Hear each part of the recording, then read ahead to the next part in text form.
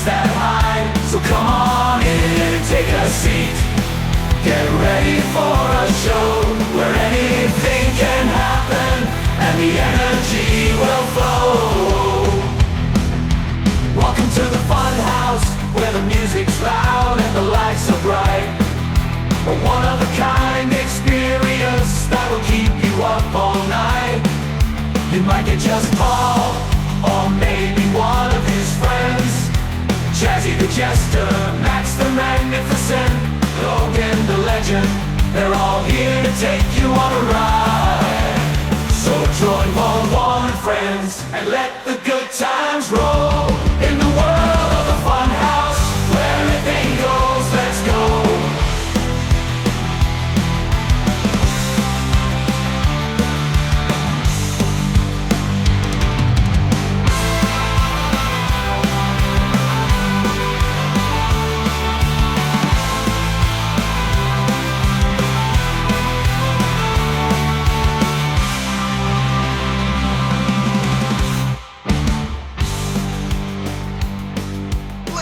Gentlemen, boys and girls, children of all ages, welcome back to Paul's Funhouse. And this is part 2 of The Unknown. Today we're talking about mythical creatures. We're going to go over several of them. And although I'm not diving too deeply into each one, you can always comment below your favorite mythical creature. And if you want me to dive into a specific mythical creature, we can always do that. I'll also tell you my favorite mythical creature, which actually does make this list that I have. Alright, so without further ado, let's get into part 2 of The Unknown, mythical creatures. We're going to kick it off talking about golems, which are famous in Jewish folklore. Golems are most often depicted as beings created from inanimate matter such as clay or mud, which have been brought to life to serve some purpose. For example, in some stories, a golem is created to defend against attacks. According to legends, golems are uniquely obedient and will follow exact and literal orders, so their creators definitely had to be careful with what they asked them to do. So meaning you couldn't say, man, I wish that guy was dead, because they would literally go kill him. Alright, number 2 on the list, the Oni. And again, if I mispronounce any of these mythical creature names, I do apologize. So feel free to correct me if I mispronounce anything. Alright. In Japanese myth, the Oni are people who were so truly wicked in their lives that they transformed into demons in hell. Some were even bad enough to be transformed while still alive. These giant scary monsters with red or blue skin, horns, and tusks are traditionally the servants of hell. They enact violent punishments on evildoers and will eat just about anything. That does include humans. While stories or deceptions of Oni may vary, they are always seen as dangerous and powerful villains. Now, on to one that has been used in more than just being a mythical creature, and that's the Cyclops. Most often depicted as a giant with one eye, the Cyclops, which means circle-eyed, first appeared in ancient Greek mythology. Somewhat lesser known than the classic Greek gods, the Cyclops lived in isolation and tended sheep or goats without any government, society, or community. While scorned for their lawlessness, it was the Cyclops who created Zeus's thunderbolts, Hades' helmet, which made the wearer invisible, Poseidon's trident, and Artemis's silver bow. So we actually should give some credit to Cyclops for their creativity. Number 4, the Ogre. Ogres are featured in folk tales from all around the world. And though the word is of French origin, the creature itself is derived from the man-eating ancient Etruscan god Orcus. Now, many of us know ogres from Shrek, but Shrek is not your typical ogre. Ogres are usually large, tall, and strong with plenty of hair and a huge appetite. Uh-oh. Huge appetites are never a good thing. They are depicted as either dull and dim-witted or violent. Alright, now the one that a lot of people know about, leprechauns. Widely known and easily recognizable, especially if you've had a certain breakfast cereal. Leprechauns originated in medieval Irish folklore. They did not become prominent until much later, however. Smaller, diminutive, human-like beings, leprechauns are known to be solitary creatures with a love for mischief and practical jokes. So, not typically what you think of when you think of, your leprechaun catch its gold and that type of stuff. Interestingly enough, according to folktales, a leprechaun's appearance and dress could change by region. So, maybe they aren't all short, wearing green tuxes and a tall hat. Number 6, the gnome. And when you think of a gnome, you might picture your standard garden gnome, a small, cheerful garden of flora and fauna. In some senses, this depiction isn't entirely incorrect. In European folklore, dwarf-like earth spirits called gnomes guarded underground treasures. Medieval myths depicted gnomes as creatures resembling little men, often with hunched-over backs.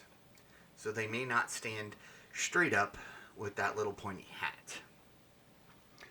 And now to number 7, goblins. No, not your party goblin, true goblins.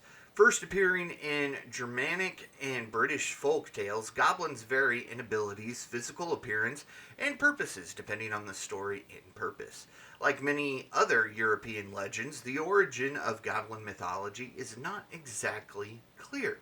However, whether with devious tricks or real harm, they are universally known to be troublemakers and possess qualities of malice and greed.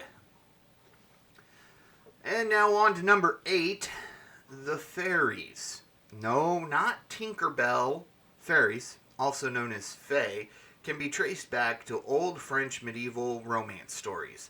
These supernatural creatures or spirits are popular across a wide variety of myths, legends, and stories leading up to present day.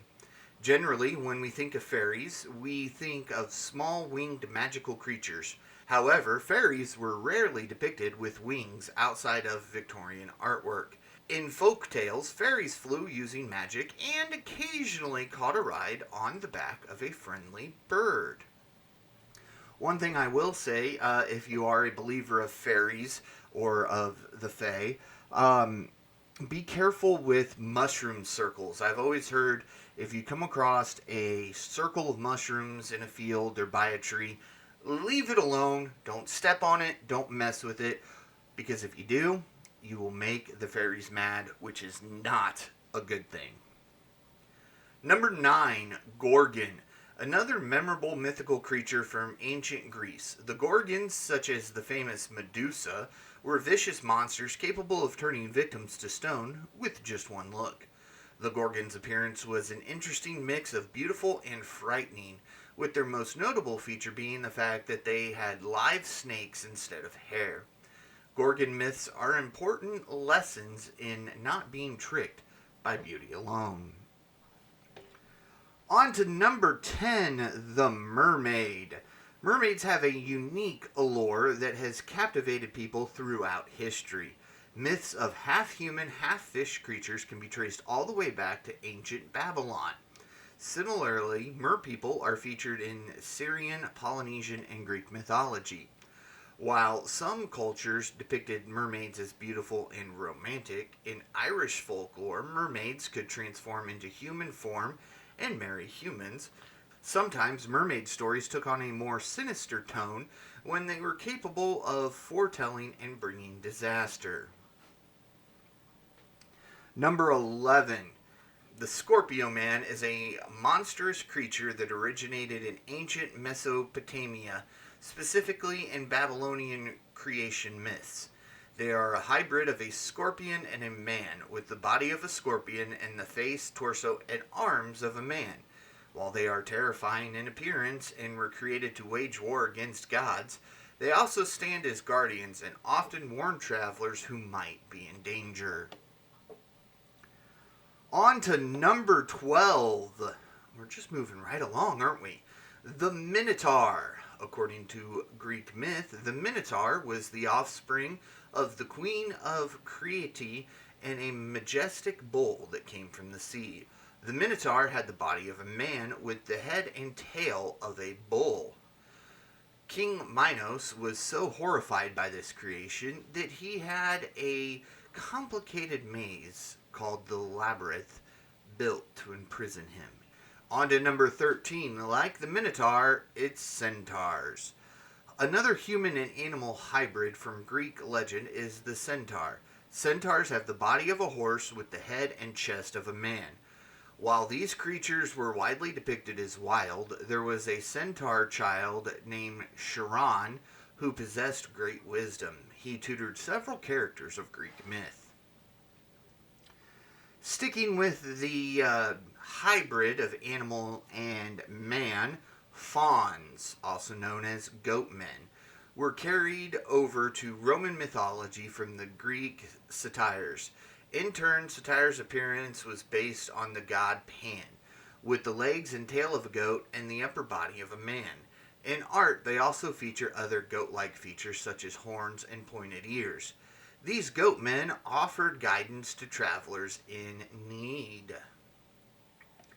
Number 15. The legendary werewolf. The werewolf is incredibly diverse, with stories from Germanic pagan cultures, Slavic Europe, and classic Greek mythology. Despite such ancient origins, werewolves have obviously remained popular until today. Generally speaking, a werewolf is a human who can transform or shapeshift into a wolf. Though stories may differ depending on lore, the full moon may or may not be involved. This episode of Paul's Funhouse is being brought to you by the Kicking Out Podcast. Follow them on all social media at Kicking Out Pod. It's a wrestling podcast focusing on AEW each and every week. You can join Tanner Lee, Austin Shepard, and myself as we talk all things AEW. We'll get into some other stuff as well, but our main focus is AEW.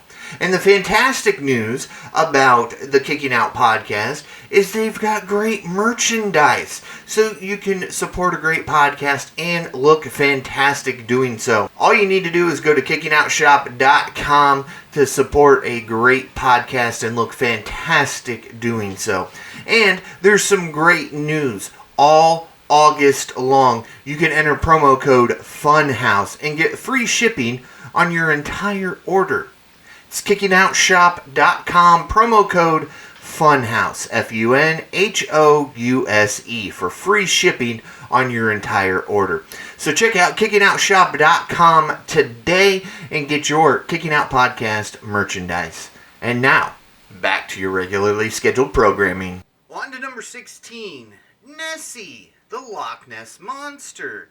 Surprisingly, the myth of the Loch Ness Monster dates back all the way to the Picts, a group of people in ancient Scotland. Scottish folklore is full of mythical water creatures, but Nessie is definitely the most famous. In appearance, the Loch Ness Monster resembles a plesiosaur, a water-based dinosaur. Since most photographic or eyewitness accounts are considered to be hoaxes, the creature is widely assumed to be a myth. However, many still believe Nessie is out there today. I am one of those. Number 17, the Griffin.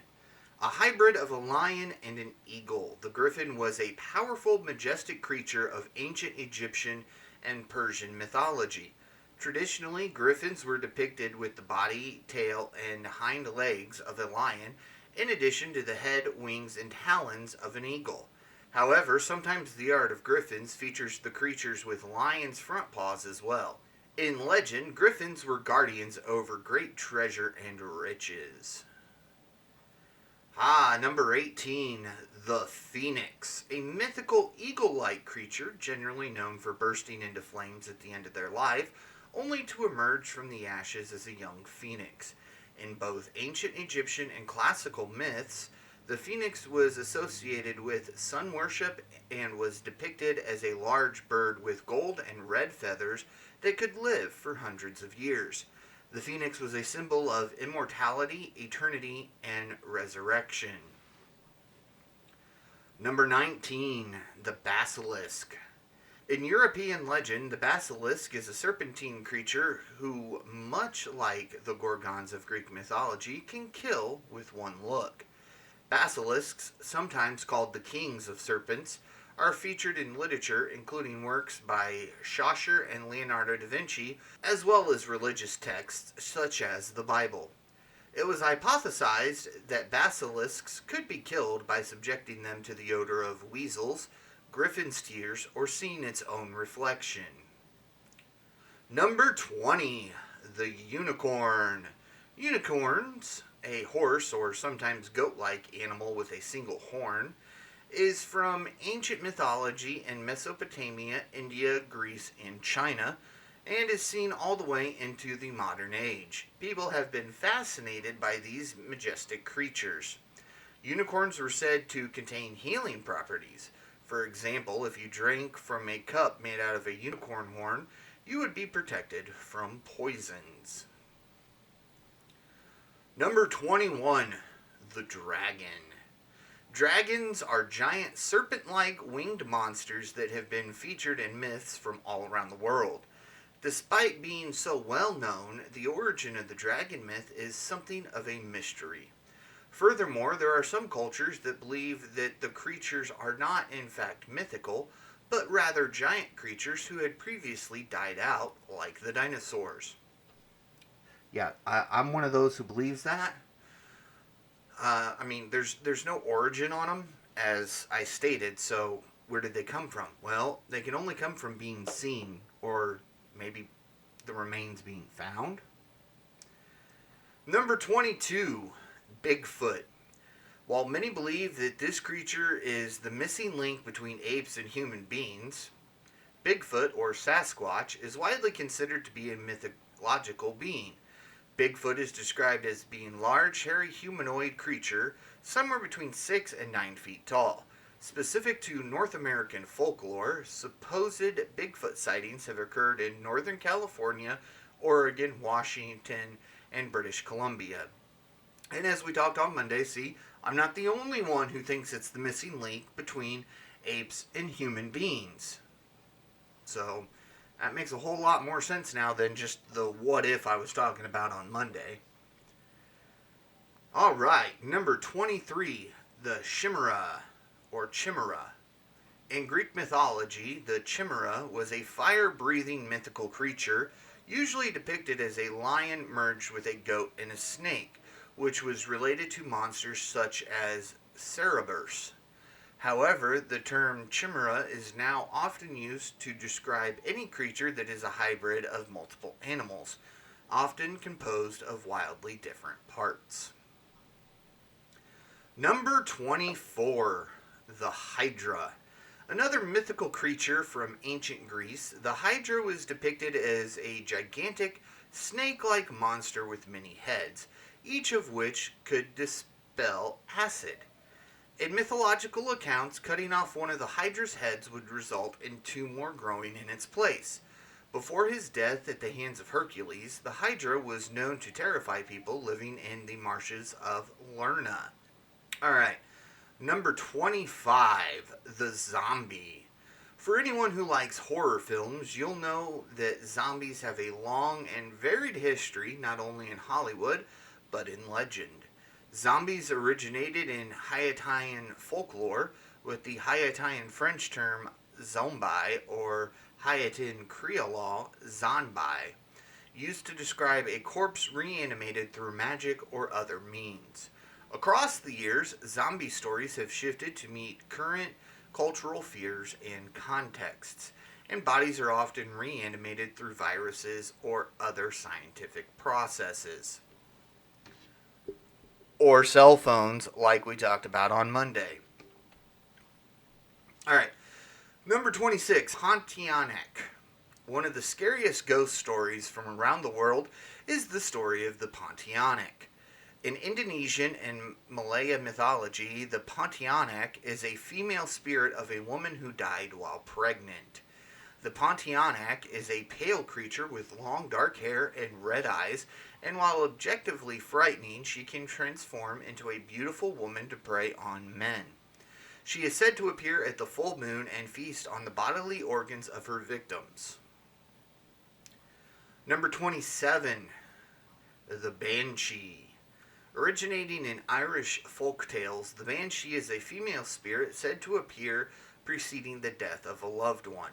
She will wail or shriek to warn family members of the coming disaster. Physically, descriptions of the Banshee vary from a 1-foot-tall old woman to a young woman in the family who died at a young age. Number 28, the Dybbuk. The Dybbuk is a Jewish folktale of the ghost or dislocated soul of a dead person, which then possesses a living human. Derived from the Hebrew for adhere or cling, this malevolent spirit is said to only depart from its host once it has achieved some sort of goal, allowing it to pass on. Number 29, another one we're very familiar with, the vampire. Over the years, vampires have taken many forms, and I don't mean just turning into bats. While the vampire myth originated in Europe, most cultures have folk tales surrounding vampiric creatures. The most predominant feature of vampires is the consumption of a person's vital essence. It is interesting to note that the pale and sophisticated vampire, which has become commonplace in the media, did not exist before the 19th century. And last but not least for today, the boogeyman. Did you grow up thinking that if you didn't behave, the boogeyman would get you? The boogeyman was created with the sole purpose of scaring children into good behavior. Because there are variations of the boogeyman in every culture, it is difficult to pinpoint a place of origin. Furthermore, the appearance of the boogeyman differs culturally, as he is sometimes depicted with horns, claws, talons, or hooves. However, the legend of the boogeyman, in all its varying forms, is an almost universal myth. And I think it's one of the only universal myths, apart from vampires and werewolves. Everybody talks about the boogeyman. So let me know down in the comments, what is your favorite mythological creature, or if you have a creature that you'd like me to dive into and maybe do a whole episode on. Personally, my all-time favorite mythological creature is the dragon, followed up by vampires, Nessie, and then werewolves. So there's mine. Don't forget to like and subscribe. Comment again your favorite mythological creature or one you'd like me to dive into. Don't forget to hit that notification bell so you get notified as soon as the videos drop. And don't forget to tell your friends about Paul's Funhouse. We'll be back on Friday with the conclusion of this 3-part little series called The Unknown. Until then, be safe, stay weird. This has been Paul's Funhouse, where the party never ends with all of your friends. Tell all your buddies it's gonna be a wild ride. Join us next time for more fun and games. Like and subscribe, spread the word, it's not the same without you. Tell all your friends, we'll see you real soon at Paul's Funhouse. Join us next time and be part of the fun with Paul and his friends. Stay weird and stay tuned for more. We'll see you next time at Paul's Funhouse.